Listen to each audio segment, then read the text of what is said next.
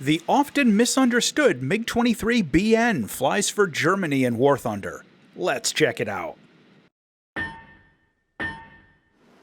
As happened with a lot of other fighters during the Cold War era, the MiG-23 was adapted into a variety of roles over the years, including ground attack. With the MiG-23, like the MiG-21 before it, this proved to be a little difficult as its fuselage design didn't really lend itself well to ground attack configurations, and its internal structure limited the equipment it could carry without significant redesigns. The MiG-23B was the first dedicated ground attack version, and it featured a redesigned sloped nose with all of the air combat equipment removed, a different engine, and a combat computer for ground attack.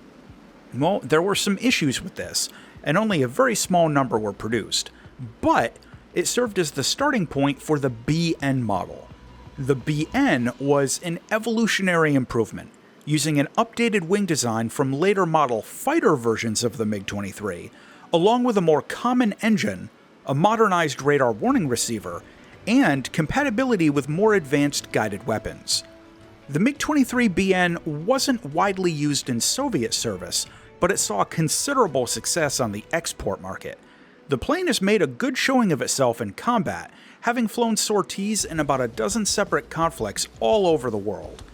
Most were withdrawn from service in the 1990s or the early 2000s, with only low single digits still flying today, and even that is questionable.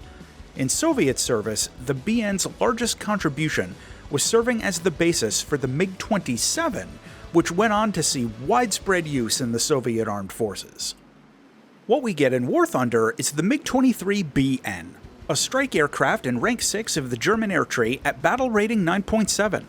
This jet has no radar, but it gets a reasonably comprehensive ballistics computer with a CCIP for all of its weapons, and a CCRP for its bombs. It has the SPO-10 radar warning receiver, which has good range overall, but a limited number of sensors and really very basic functionality. For loadouts, this jet can take a pretty wide selection of dumb bombs, unguided rockets, gun pods, air-to-surface missiles, and even a centerline drop tank. But if you take the drop tank, you can't take the rocket pods on the bottom front intake pylons. The missiles and gun pods are limited to the wing glove pylons, and the two rear fuselage hardpoints are limited to dumb bombs. The anti-tank missile this jet gets is the KH-23M. This is a manual command line of sight missile with a pretty high flight speed and a medium-sized high explosive warhead. In my experience, this can take out most ground targets in the MiG-23BN's matchmaker range, but manually guided missiles tend to have a pretty rough learning curve, and it takes practice to get good at using them effectively. The flight performance is similar to other MiG-23 versions. In short, it's quite good, especially at this BR range. It has very strong engine power and acceleration for a jet at 9.7, a high maximum speed for its BR, and an excellent rate of climb. The variable geometry wings give it an extra dimension to its flight envelope, as you can either leave them on automatic or switch them to manual control. On automatic, the computer will try and adjust the wing sweep for optimal speed performance in any given flight situation, but manual control will give you some more fine-grained controls if you need to prioritize something specific. Mainly, if you need a little more turn performance in a dogfight, you can unsweep the wings. It's also important to remember that the wings have a much lower rip speed when they're in the forward position. In terms of maneuverability, this jet has surprising agility at most airspeeds. If you can keep it in between about 400 and 900 kilometers an hour, you'll be able to get reasonably good performance out of it. And it can even pull vertical maneuvers better than a lot of other jets in this bracket, mostly due to its strong engine power at low to medium altitudes. The energy retention is average or better, depending on sweep angle and everything, and it's got a pretty effective air brake if you need to slow down in an attack dive or something. As always, the flight performance is heavily penalized when it's got all kinds of external weapons attached. Taking the MiG-23BN out in air battles can be really exciting as long as you keep your expectations reasonable. Remember, This is a ground attack version of the MiG-23, not a fighter, and it doesn't have any air-to-air missiles. In air combat, it's limited to its cannon, which has a pretty high cyclic rate, but only 200 rounds, and it can take 2 external gun pods that are going to consume valuable weapon pylon space out under the wing gloves.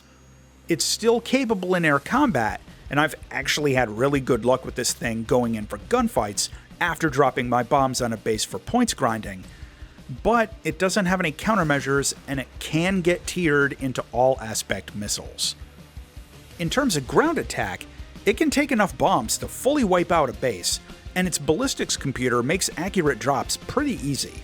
If you're working on a battle pass objective, or like grinding out one of the seasonal events where you have to take out a high quantity of individual ground units, it's got plenty of rocket pods, or you can go with a higher quantity of the smaller bombs, which are both really good options for that stuff using the ballistics computer. In close air support, this jet does pretty well. I expected the lack of flares to be a bigger problem, but most of the times I got shot down by IR missiles, they were fired from helicopters I didn't spot, or other aircraft. You can use the ballistics computer for fairly accurate attacks with its unguided weapons, or, if you got the spawn points, the KH-23M can be a very strong option in this BR range. I'm not personally very good with the manually guided missiles, and it can be difficult to judge the distance of the weapon and its altitude above the ground, but if you develop a good instinct for these things, it can pack a really heavy punch against basically anything that you're going to be attacking in this BR bracket. Only having 2 of them at a time isn't as much of a handicap as you might think, as this jet is completely fast enough to just go back and land and reload pretty quick. Visually, I've always liked the look of the MiG-23 family, and the drooped nose on the BM is quite distinctive.